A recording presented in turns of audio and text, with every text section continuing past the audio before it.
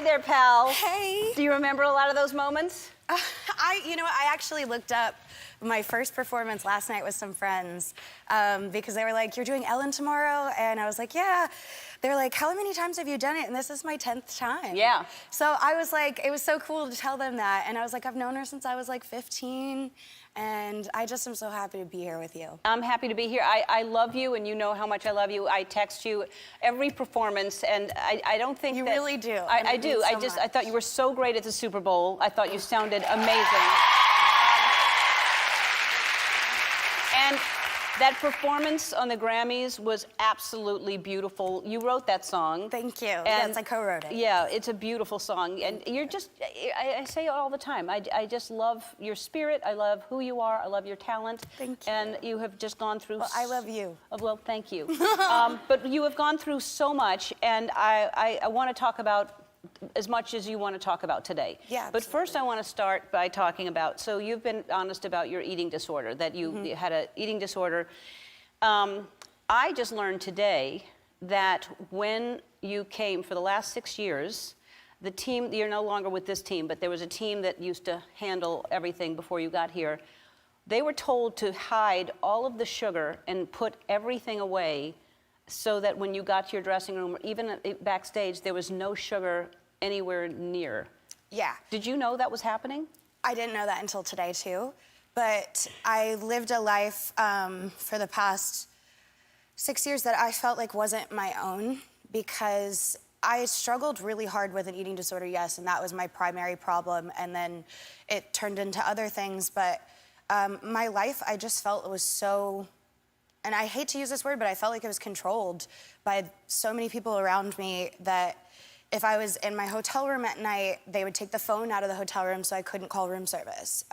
Or if there was fruit in my room, they took it out because that's extra sugar. Like, we're not talking about like brownies and cookies and candies and stuff like that. It's like, it was fruit, you know? And for many years, I didn't even have a birthday cake. Like, I had a watermelon cake where you cut your watermelon into the shape of a cake, and then you put fat-free whipped cream on top, and that was your cake. And so for years I did that, and it kind of became like this ongoing joke, but I just really wanted birthday cake. And so this year when I turned 27, you know, I have a new team, and Scooter Braun, my manager, gave me the best birthday cake, and I spent it with Ariana Grande, who is one of my good friends, and we just like had the best birthday. And I just remember like crying because I was finally eating cake with a manager that didn't need anything from me and that loved me for who I am and supported my journey. You know, I think at some point it becomes dangerous to try to control someone's food when they're in recovery from an eating disorder. Yeah, and the reason that you have an eating disorder is because you were controlling it yourself,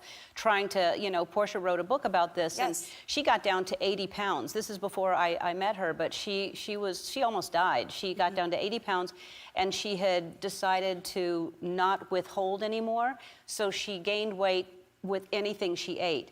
And when I met her, she was at her heaviest at 160 pounds, and I didn't notice it. That's when I fell in love with her. And she was scared that I would meet her at 165 pounds when I just thought she was a beautiful person. And you are a beautiful person, and you need to eat whatever you want to eat and not withhold from... That's how your body, you know, figures it out. Yeah, and I had a moment this Saturday where I spent it alone. It was a Saturday night, and I was like, you know what? It's a self-care night. I am gonna take a bath, get a massage, and I just had this moment of happiness after taking care of myself where I was just like, I started laughing by myself in my room, and the phrase that kept repeating in my head was, you are completely whole as you are, without anybody, without substances, without this food, without whatever, like, you are good, girl. Yes. And that's what I want everyone to know, and that's why the song that I have coming out is called I Love Me. Like, we are good by ourselves. We don't need a partner. We don't need, like, substance. We're good. You are good. We're going to take a break. We're going to talk about the relapse, and we're going to talk about everything that that you are, which is magnificent. Thank you. We'll be right back. Hi, I'm Andy. Ellen asked me to remind you to subscribe to her channel so you can see more awesome videos, like videos of me getting scared or saying embarrassing things, like ball peen hammer, and also some videos of Ellen and other celebrities. if you're into that sort of thing.